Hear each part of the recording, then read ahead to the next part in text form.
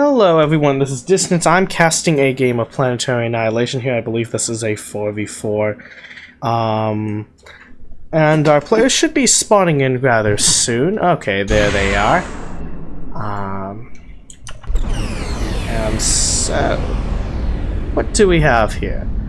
So yeah, judging by these spawn positions, this definitely looks like a 4v4. Let's just double check. And yes, we do have at least one team of 4.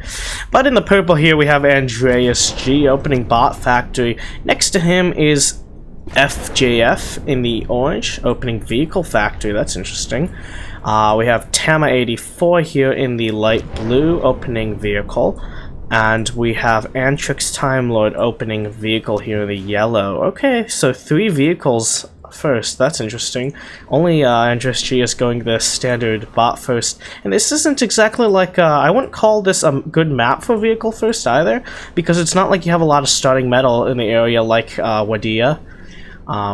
Instead, you have to kind of expand this way. I mean, if you had a vehicle factory over here, yes, that'd be nice. If you had a vehicle factory like over here, maybe? I don't know, that's a little close to the center though. But on the other team, we have Realm's AsZeal here in the 4 screen, going vehicle, then another vehicle. So actually, okay, maybe there is some merit to the vehicle factories. In our lime green here, we have EBlavacreeper in the lime green. I just said lime green twice, going bot then air, so fairly standard. Not really adjusting to the map, just going, okay, yeah, this is how we're gonna go. We're gonna go bot then air, because that's kind of the standard safe way. And I feel like it is very safe. On the other hand, I mean, once you get vehicle fabrics here, okay, they're good, I guess. But realistically, there isn't that much metal. There isn't room for, I don't think there's room for 3 players on the same team to go vehicle fabric and go here and be fine. So we do have a bot, then air, then vehicle opening for that son of a broom, aka PA Improvement Group, aka Noob Advisor, aka many other things. He's in this pistachio green. So we have a lot of green here, and then we also have this random bright red here from Greg here, who decided to go, I believe, bot, then air, then vehicle, which is pretty standard. Okay, so yeah, I feel like okay, vehicle first over here. If you have 1 player on the team, that's viable, I guess, because you get a decent amount of metal in a somewhat nearby chunk. You just have to let your vehicle fabric travel here in the first place, and then yeah. But let's see what else is going on. AndreasG has gotten his air, then vehicle. Looks like we have T2 vehicles coming out for Antrex TimeLord. He is stalling metal-wise as a result, I think. Yeah, 53% efficiency. He's also working on a second T1 vehicle factory. Okay. Okay, so we have Broom moving in here. Why don't we do a yeah, we can do this, and we'll do. So yeah, MF Broom seems to be waiting a bit, trying to go for the fabric here for Tama84, and didn't really get it. Actually, I'm not sure if, yeah, I mean, he did attempt to focus this at one point, I believe. Well, at the least, he does know this exists. He does know it's on the way. He does know that it's like 40% complete. He doesn't know about the others, though, I believe. So yeah, we have vehicles, T2 vehicles coming out for 3 of our players on this team, I believe. Greg bringing in some docks here, going to take out some metal. I don't think he's going to be able to scout this T2 vehicle, though. I don't think he's going to be able to stop it either. On the other hand, Antrex TimeLord is no longer stalling, so he's doing good. I see why. He's starting to get a hold of some of that metal here. On the other hand, how are these players going now? Looks like AsZeal's vehicle fabric has kind of stopped moving for a bit. I guess he's gonna let his teammates maybe take some of that metal, maybe not, try to crowd them out and take all the safe metal. He's gonna be a team player. Either that or he's just forgot to queue up all the metal. So AndreasG has brought up a decent force of units here next to AsZeal's base. So yeah, eco-wise, Greg seems to be near the bottom. He's at the bottom for this team, at least. He hasn't been able to expand. He hasn't really expanded this way, and he also hasn't really expanded too much to the side or outwards. On the other hand, the worst overall eco-wise is going to be Tama here, who is, I think, first to finish T2. I think he finished the T2 first. I mean, Antrex TimeLord is coming up pretty soon. I think Antrex started his first, maybe. Wow, we have T2 about to finish for 3 players, finished for 1 player. But on the other hand, for the 1 player who's finished for, he is in a little trouble here, although he shouldn't be in any trouble soon. Especially since it looks like he's going to be allowed to get... Oh, he's going to build a sheller first. I mean, if he was allowed to build 2 levelers, I think he'd be in a pretty safe spot. And then from there continue level of production. Oh, I mean, he actually does have the first level out, then he's going for the shell. Okay, this is pretty safe, actually, I feel. So he's in a decent position. Yes, his eco isn't that good. I mean, Andreas stole some of his eco with the bots, and he also hasn't been able to expand outwards or to the side. And of course, the reason he can't expand outwards is because Broom has taken all of this space. Oh my god. Yeah, Broom is just starting T2 bots, I mean, T2 vehicles, though. T2 vehicle is done for Greg, who is bringing some of his units here. I feel like Greg has done a lot of attacking on, like, the non-standard paths, because on the other hand, you have a lot of the other players going straight here. Like, Antrex is pretty much just moving in straight, while Greg keeps on moving out to weird sides. I believe he was the one who used some docks raiding over here. Now it looks like he might be moving some vehicles over here. That's interesting. Although this should be spotted by AndreasG's air. So AsZeal has also been moving vehicles in some interesting ways, while AndreasG, on the other hand, has been moving his units directly. Same with the TimeLord. Looks like there's going to be a little bit of a conflict here. That Inferno is going to be caught before it gets in range. And yeah, it looks like Greg is winning this fight here, despite the fact that his eco is relatively weak. I believe he's lowest right now. He's been able to do some pretty good trading. He did a decent job with the docks raiding earlier, just getting rebuilt here. He just traded well in the middle here. He has a decent chunk of units here. There's no spinners, though, so this is going to be slightly vulnerable to air. Especially if Greg doesn't bring it, he's not bringing his own air to the area to deal with this. So yeah, these ants are slowly going to get dismantled by the. Is that a single bumblebee? No, 2 bumblebees. Okay, what else is going on here? Looks like T2 air is coming down for Antrex. Greg is now stalling eco-wise. Yeah, he was never allowed to really expand too much. Now Antrex is the one stalling, though. So it looks like Tama here is moving in aggressively, has taken out a bit of Broom's expansion. I mean, Broom has expanded very aggressively, basically expanded his opponent's face and said, you can't do anything about it, deal with it. Actually, at this point, Tama could realistically kill a couple of these mechs and take 2 for himself, and also maybe take 2 of these for himself with some bot fabbers. If he had bot fabbers, he doesn't have bot fabbers, he doesn't have the ability to build bot fabbers. He needs to build a bot factory first, or an air factory. He needs to build, he only has vehicle fabbers. He only has vehicle factories. That's crazy. Oh yeah, and this is what happens when you only build vehicle factories. Then boombots come in, and they actually trade decently because there's no docks to defend your vehicles from them. I mean, okay, if it's 2 boombots, yeah, they're running in 1 by... Oh, did that still connect? I feel like it looked like it connected, but I wouldn't have expected that second boombot to have connected. That shouldn't have connected, at least, but somehow it did. But wow, I think he took damage from 2 boombots. That's actually really bad.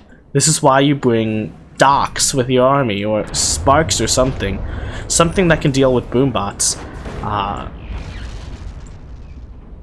So yeah, overall, yeah, I think Broom is in a better position overall. Does have the large mass of shellers compared to like a single sheller over here.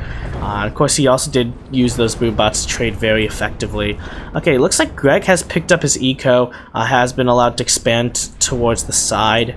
On the other hand, EBlavacreeper's eco, on the other hand, is now the lowest for their team, lowest in the game. AndreasG and FJF are doing really well. Wow, look at FJF. Look at that expanding. On the other hand, a lot of it's at risk right now because EBlavacreeper is attacking it. I feel like I don't make use of the, oh wow, the Uber map didn't even really load. Okay.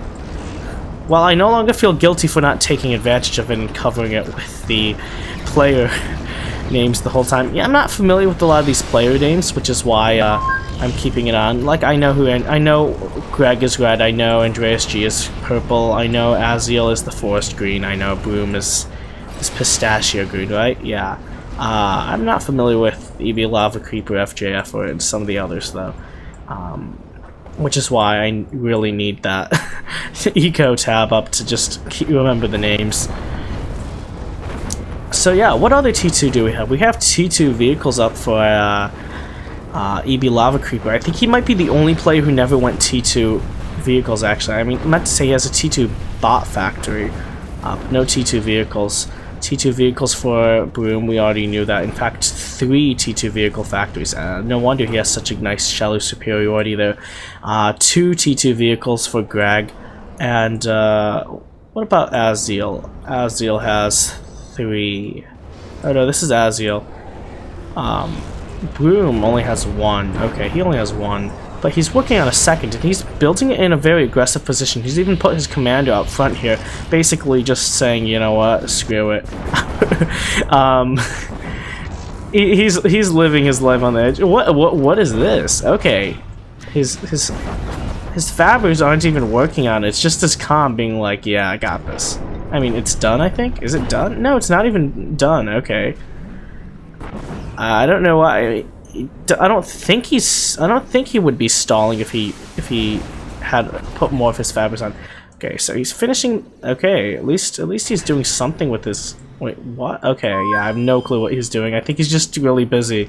I guess even Ubers sometimes leave their fabbers idle. Sometimes they have reasons. I don't know. His energy looks fine. I don't know why he would need to keep them idle, but maybe there's a reason. He knows the game a lot better than me, so maybe he's just distracted, though. Who knows? Ooh, that was a nice little spin here. Greg here bringing in some units here. I really like this. A couple boom bots alongside his vehicles, just because he knows that Antrex has a lot of T2 vehicles and no bots. Guess who that's like? What is with the players who just decide that they don't need to build bots at all? That's really weird. I mean, okay, yes, vehicles will outtrade most bots, but I mean, like, boom bots come into the mix, and then all of a sudden you're in trouble and stuff like that. But I mean, honestly, what's wrong with a couple docks? Docks are cool. Sure, there's not too much raiding opportunities, but they're still cool. I'm sad. I really like my T1 bots, and I like my T2 bots too. Even though there's less reasons to be building T2 bots in this case, I think, because it's a lot bigger of an investment than having 1 or 2 T1 bot factories and just building a couple docks. And of course, slammers don't trade too well versus levelers, anyways. And then, yeah, and they don't act as well as docks are for boombot deterrent, because I mean, docks are just so cheap, and then they attack really fast because you have so many of them. Catapults, that's interesting. But yeah, the catapults, I think they're actually getting work done, sort of, because they're, oh, never mind. Well, they're also dying though, because yeah, that's a lot of shellers. I mean, and also this comm is really up in the front line. What does Broom see here? Okay, I'm not sure if he knows where the comm is, but at least he knows which buildings are where the buildings are.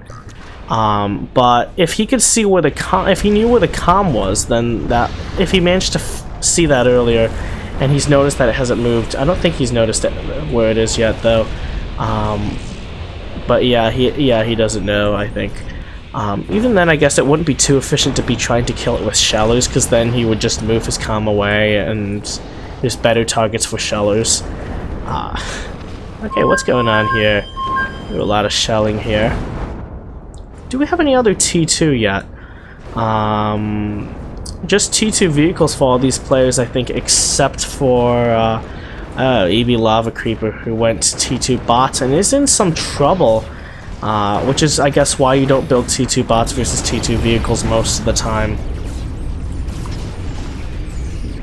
Because, yeah, the slammers just can't trade too well versus levelers, especially on a map like this where it's just these direct paths. Look at all these T2 vehicle. I mean, there's a teleporter here bringing in the T2 vehicles from here, so 2 factories of T2 vehicles pumping into this teleporter, plus 4 more. Yeah, that's pretty crazy. I almost want to call it excessive, but at the same time, FJF's economy seems to be able to be enough to handle it. In fact, I think he's... Yeah, I mean, he's at 100% efficiency. He could afford to build more, in fact. I mean, I think he could add like 2 more factories and still be fine. More than that, even. But yeah, he's in such a good position right now. Look at that eco. He's basically... I think he out-ecos the entire other team by himself, and then AndreasG also has a crazy eco. But I mean, EBlavacreeper, his comm is pretty much forfeit. I mean, these are levelers in almost melee range, and there goes the comm. That's one player lost here. What happened over here? Did oh, okay, that's weird. It looks like PA Improvement Group has fallen. I didn't notice that. Probably should have kept track of that. So now it's just Greg and AsZeal left for their team. I mean, considering ecos, I think AndreasG is he's in the second best position right now. And then actually Antrex TimeLord is 3rd right now in position. Tama's the only one in his team that isn't in a super stellar position in terms of eco. But on the other hand, he's no longer facing anyone because Boom was sniped. We'll have to go back to see how that happened. But yeah, just this overwhelming stream of vehicles with docks included for FJF. I mean, that's a great idea, right? Docks. Who would ever thought that maybe adding docks to T2 vehicles was a good idea? I mean, yeah. But yeah, this T2, this unit cannon looks like it might not complete, which is gonna be, I mean, even if it completes, it won't really be able to get anything done because it's so close to the front. Actually, it could get something done because all these shellers, the T2, oh, it could complete because if he can, oh no, it's cancelled. Okay. I mean, on the other hand, at least this unit mass is dead. But yeah, AsZeal, how much factories? He only has 3 T2 vehicle factories. So he's not, in the long term, he shouldn't be able to compete too long versus FJF, especially if FJF manages to get like a teleporter up over here. Yeah. So, AndreasG though, moving in here, how much flak is there here? Yeah, there's a decent amount. No, I don't see any storms. It's just spinners. Okay, at least he wasn't taking too much damage. Because if he was flying over storms, that would have been embarrassing, sorta. But yeah, I mean, AsZeal has to deal with AndreasG on one front, FJF on the other, and these are the 2 strongest ecos right now. How's Greg faring versus Antrex? I mean, his eco isn't too far behind Antrex's, and on the other hand, ooh, is this a Zeus that's been completed, actually? In T2 Air is 2 of them done. So yeah, this is interesting, actually. Greg also has his own T2 Air, that's pretty cool. He's also working on a nuke. At first I thought this was an anti-nuke for a second. I was like, did he scout a nuke? No, he's working on a nuke. But yeah, with AsZeal here, it looks like, oh no, AsZeal didn't die, he just got nuked here. As you can see, I have that mod that turns the nuke into an American flag, America. But I think AsZeal has pretty much given up now, he's just left his comm here, is like, whatever. Because yes, he's lost his entire base to a nuke. But yeah, I'm not sure when this will complete. At least he isn't negative in terms of eco, so he's building at 100% efficiency. He's brought his comm over. He has 2 T2 vehicles, 1 T2, T1. Nothing else though. Okay, I guess that's the only fabbers he can spare, I think. Oh, there's also a T1 air fabber here. Not working on it though. But yeah, the nuke is almost complete actually, but even after that, it's still gonna have to build the actual nuke because that's just the launcher. But yeah, I don't know if Greg can actually hold. for this nuke to actually go off. And even when he holds for it to go off, it's just one nuke. What can he do? He'll take out one comm, he'll take out maybe two, I mean, if he gets lucky, two comms will be right next to each other for some bizarre reason. He might take down two. On the other hand, there's a decent chance he's going to take out zero, because I believe this has been scouted, because Antrex is actually working on an anti-nuke right now. And do we have anti-nukes from the other players? Actually, maybe it hasn't been scouted. Maybe Antrex is just paranoid here. So this comm could theoretically get sniped, I guess, by a nuke. So that would be FJF. AndreasG theoretically could get sniped by a nuke too. I think AndreasG and FJF are the most the highest priority targets for getting sniped, because of course they're the richest, they're the strongest. On the other hand, the nuke, I mean the Zeus is coming in here, not really any anti-air to defend the comm, except for the comm itself, and of course the comm can't 1v1 the Zeus. And there goes the nuke launcher, that's gone now, and yeah, the comm is about to die, and so this is going to be the end of the game. Greg eliminated from the game right before he could get his nuke off. So, I did say I wanted to go back to see what happened to Broom, so let's do that. But yeah, wow. Attacks from all three of these players at the same time. What happened to Tama anyways? I think he's just he's just massing units in his base. That's kind of fun. But yeah, let's see what happened to Broom. So Broom is still okay. We literally just caught his demise. What happened? What happened? So it starts with his comm on the front line here, just chilling here. He's just taken his fab. He's just finished this factory, the same factory that I was talking about when the fabbers were like, not. Wait. Did he just finish this? Wait. Let's look at this again. No, he finished it a while ago. He set his fabbers to his sister. Okay. Because I was like, if I literally missed the snipe because I took my camera away the moment he finished this, I was gonna be really pissed at myself. But no, this has been finished for a bit. So he has his comm here, and it's just chilling here on the front line. When his T2 vehicle line crashes, he quickly tries to set up defenses, but his comm, oh my gosh, that wasn't even a snipe. Well,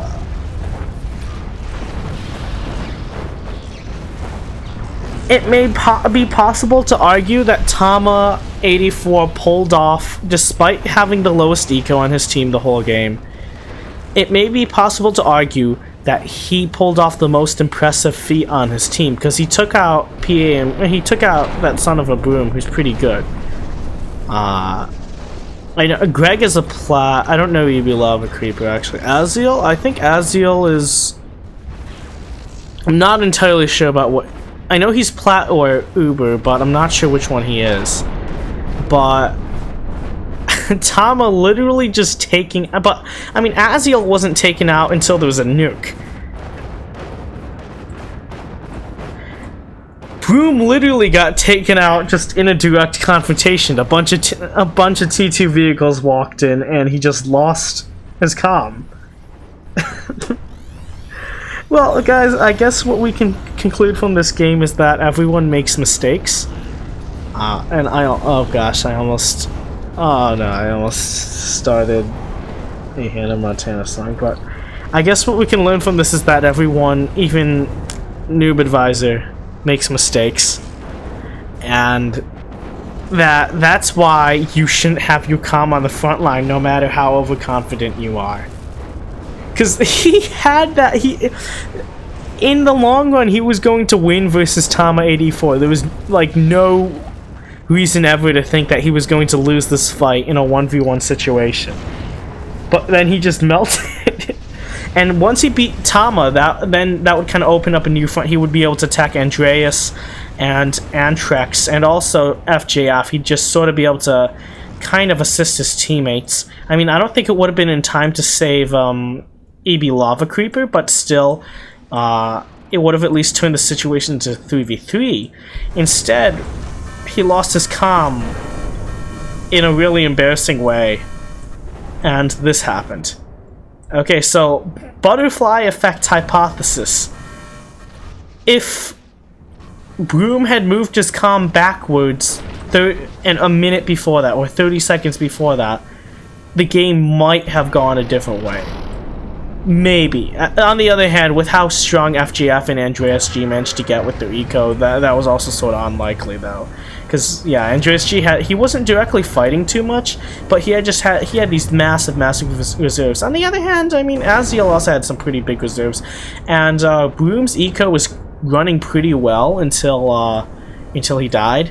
And I mean, honestly, if he had eliminated Tama, it would have opened up this front end that would have actually basically put part of AndreasG's eco under direct threat. Also maybe the 2 T2 air factories also, and also maybe the Zeus might have never completed too. So there's a legit argument maybe that the game might have gone another way if Broom had moved his comm. But no, he didn't move his comm. And they lost. Wow. Okay. Sad face.